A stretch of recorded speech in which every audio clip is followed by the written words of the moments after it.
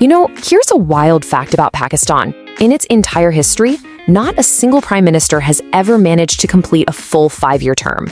Not one. When the cricket legend Imran Khan swept into power back in 2018, a lot of people thought, okay, he's the one. He's going to be the first. Well, he wasn't. After a month of just unbelievable political drama that had the entire nation glued to their screens, it was over. Imran Khan's government fell.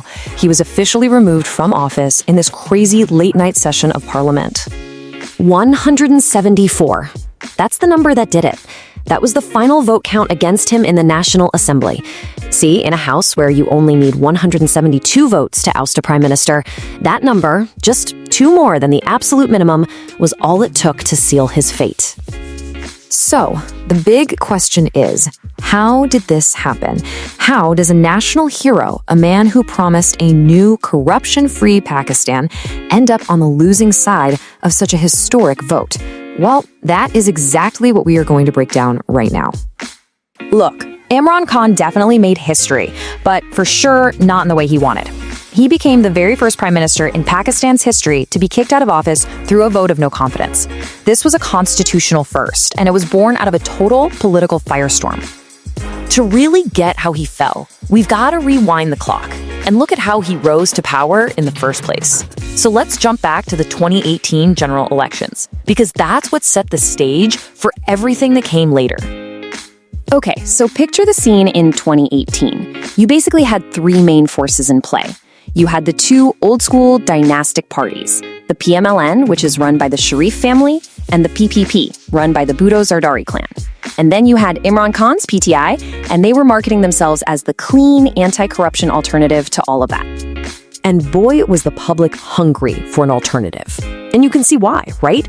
There was this massive crisis of trust. The 2 big legacy parties were just drowning in scandals.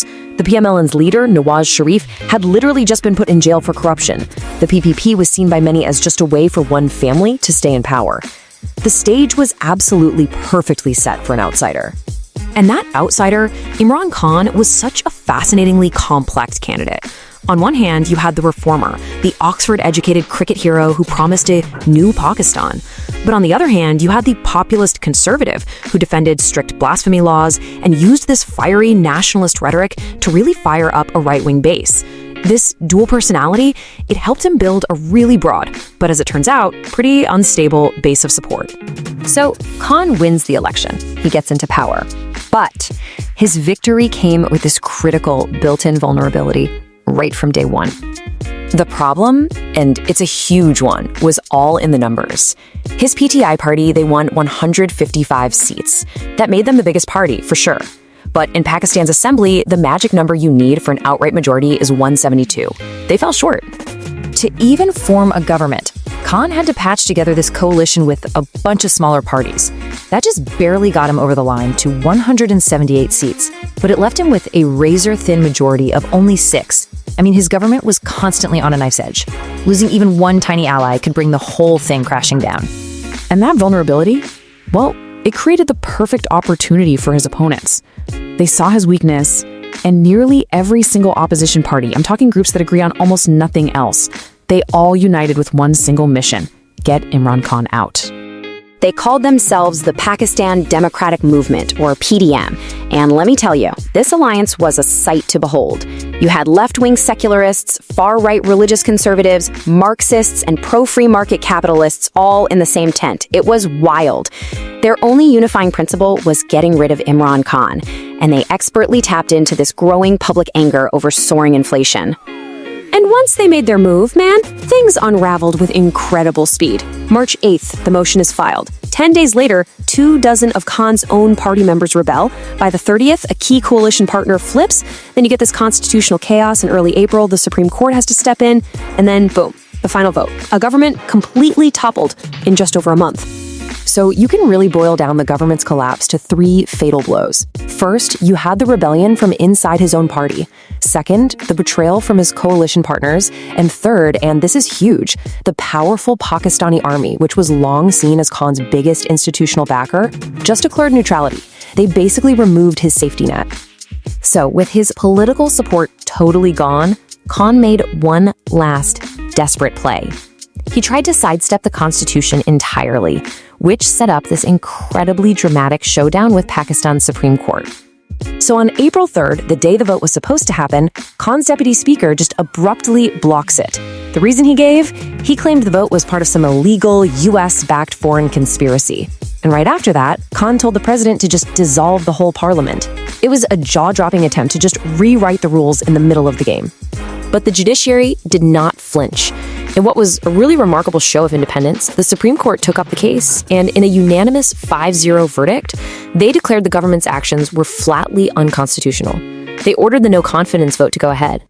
And so, on April 9th, the vote finally happened. And there's that number again, 174. The opposition had the votes, and just like that, Imran Khan's time as prime minister was officially over. But if you thought Khan was going to go quietly, you don't know Imran Khan. He refused to accept the result. Instead, he doubled down, holding these massive rallies, insisting he was the victim of a US-led regime change operation that was designed to punish him for his foreign policy. You know, how a leader handles defeat can really define their legacy. And this comparison shows two totally different paths.